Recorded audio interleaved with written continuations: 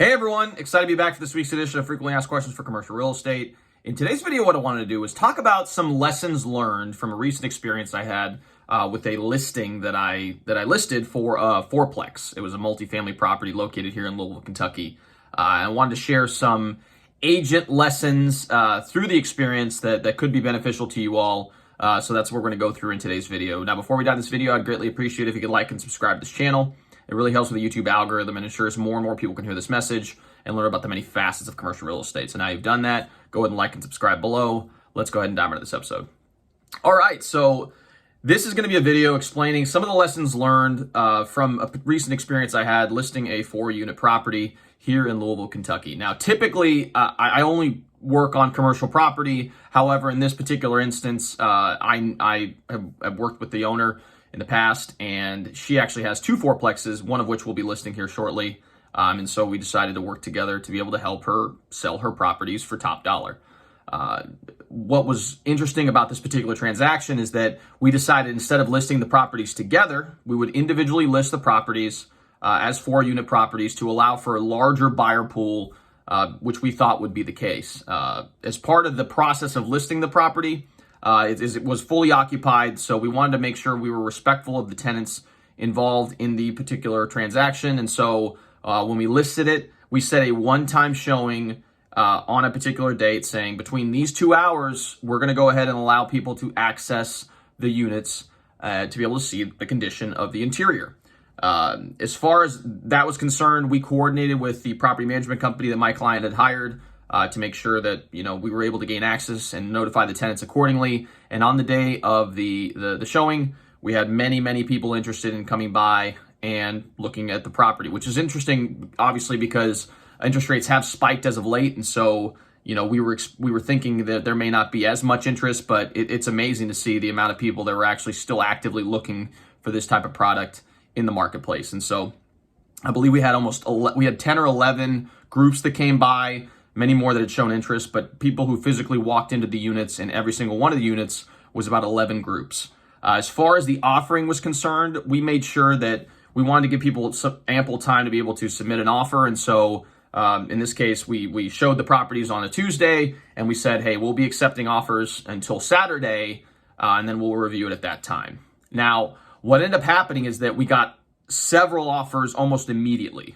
We had, I think, 3 or 4 offers come in, and then a final offer came in that was just it was an absurd offer. It was over $25,000 over asking. In this case, we were marketing it for sale at $335,000. It came in $25,000 over asking, no contingencies, close in a week. And in this particular instance, it was a 1031 exchange. They essentially had almost expired their timeline, and they wanted to make sure that they acted on this particular opportunity because they really liked the property, and they wanted to make sure that they were able to maintain their 1031 exchange structure.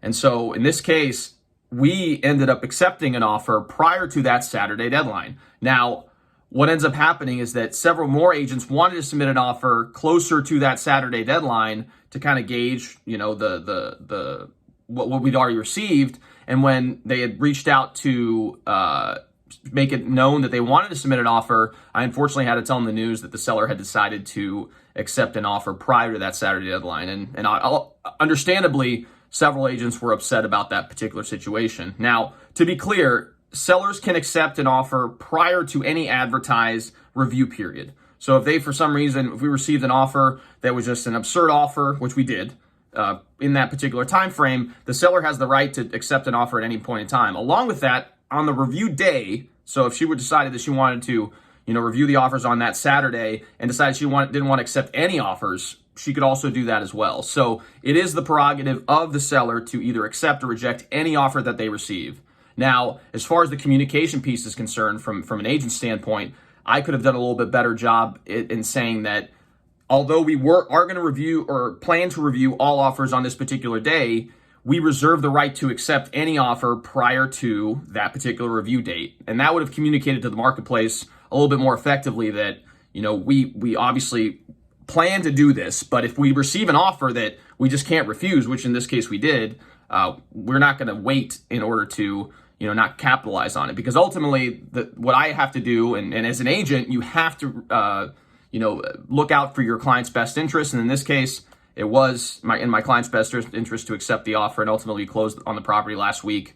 I wanted to make this video because it is a lesson learned. You're in the business for quite some time. You're always learning something new. And going forward, if we follow a similar approach where we have a one-time showing and then we say, hey, we're going to be reviewing on this date, I will make sure that in any correspondence that I have with individuals and who show interest in it, I let them know that although we plan to review offers on this particular date, we reserve the right to accept an offer prior to that moment in time. And that is, the prerogative of the seller. So it is, something to consider. So hopefully you gained some value with this video if you guys are agents out there. For those of you all who had seen the property and, ultimately weren't able to make an offer because we had accepted an offer beforehand, I do apologize for, any issue that may have caused on your guys' end. But in reality, it is the seller's prerogative to do so, at least accept the offer ahead of time. Hopefully, you guys gained some value from this video. I greatly appreciate all the support you guys have shown me and my channel over the course of the last few years. If you like this channel, feel free to like and subscribe below. It really does make a difference in our impact to be able to reach a broader audience.